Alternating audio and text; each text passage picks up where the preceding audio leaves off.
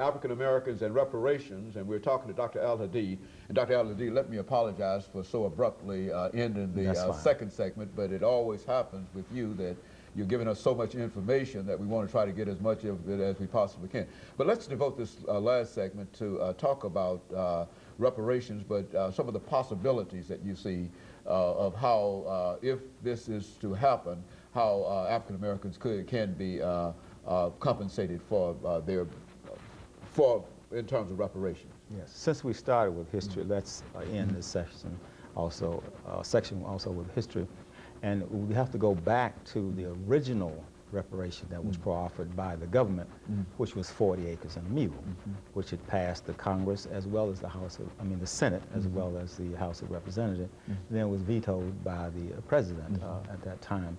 So there was a goodwill or an intent there to grant that reparation, but it was sort of, taken out of the picture due to the veto.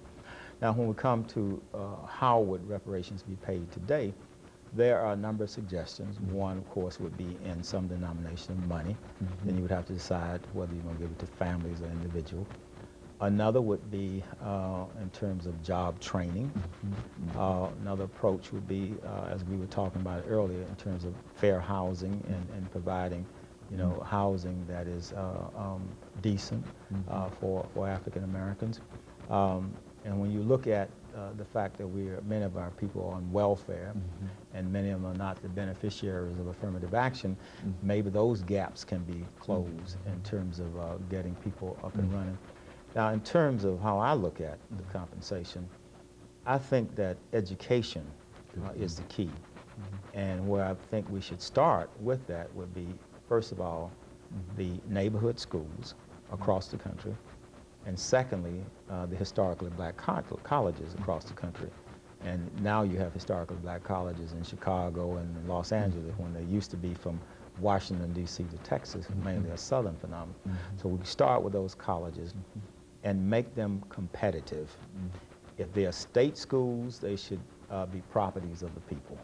All of these schools should be owned and controlled by African Americans. The curriculum should be changed, and it should be centered in the culture and the history of African Americans. So they should be deliberately set up in order to bring African Americans into the knowledge of the historical culture and the heritage, and also to help them clearly define who they are as an ethnic group, and to move the conversation away from race, but culture and ethnicity. And then another approach to that curriculum should be developing a strategy of economic self-determination. Because the way the capitalist system is organized today, it is fresh out of welfare, and it's fresh out of affirmative action, even though we know the system itself is responsible for creating and manufacturing unemployment and poverty, which are the sources of welfare, and which is the sources of people having a need for affirmative action. So I think if we create educational institutions, and we have 117 colleges, if those were properly structured in terms of the curriculum, with the view in mind of making African Americans self-sufficient, self-reliant, then that would be the key. And make us competitive in a capitalist economic system. The capitalist economic system is the only economic system on the whole planet. So we need to be taught how to be major players in the capitalist economic system.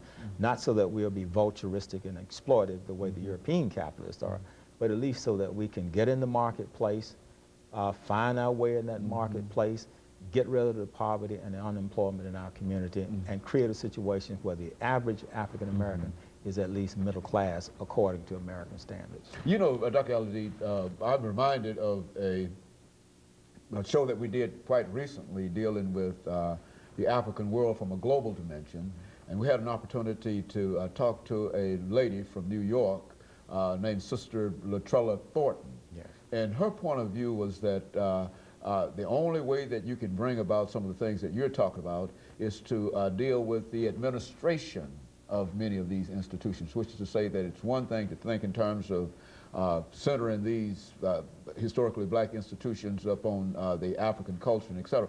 But the most important thing is to think about a method whereby you might be able to deal with those who are in charge of these institutions to have them to see this point of view. Now, how would you address that?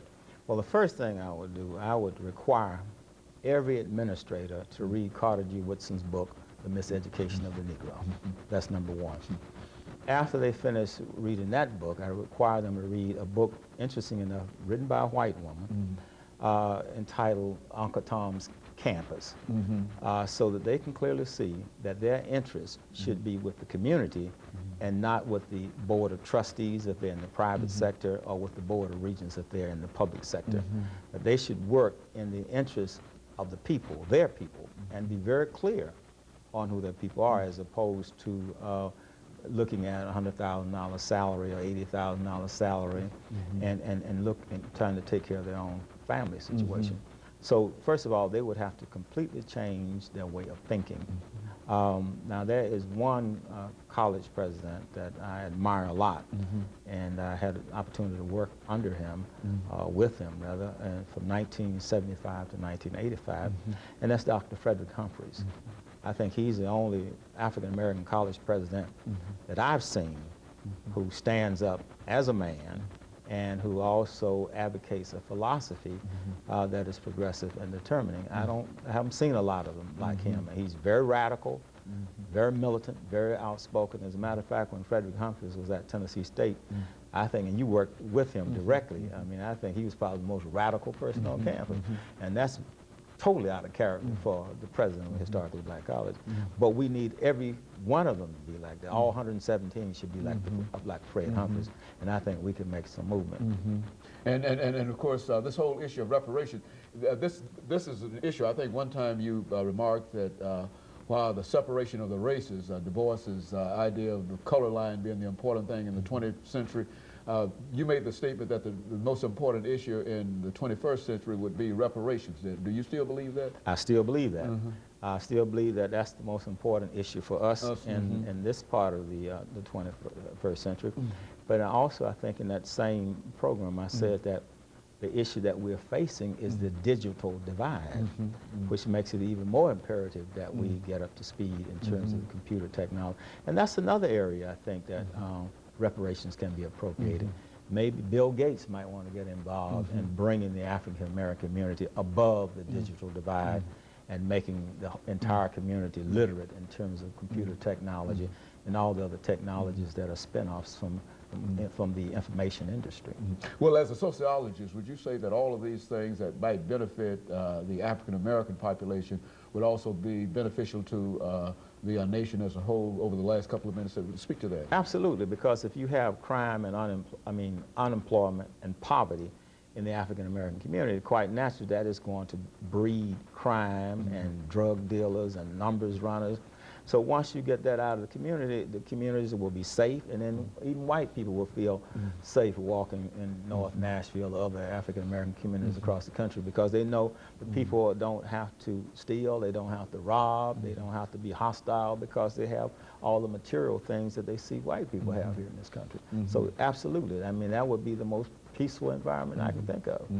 And so this is not really not a radical idea in terms, this is just an idea of paying people for the work that they've done without receiving pay, and for somehow trying to meet the pain and suffering that occurred over those centuries, those 3 centuries that African Americans, for example, in this country, were enslaved. Is that what we're saying? Is that? Yeah, I think it's time to take the blindfold off Lady Justice, because she's been peeping from underneath all along, you see. So let's just bring it out so that she can be fair and balance those scales. I mean, she's been just when it's come to white Americans, but most unjust when it comes to the black, brown, red, and yellow people inside of the belly of America. Very good. And of course, Dr. Hadid, let me thank you, excuse me, over the last 30 seconds that we have for that excellent information about reparation.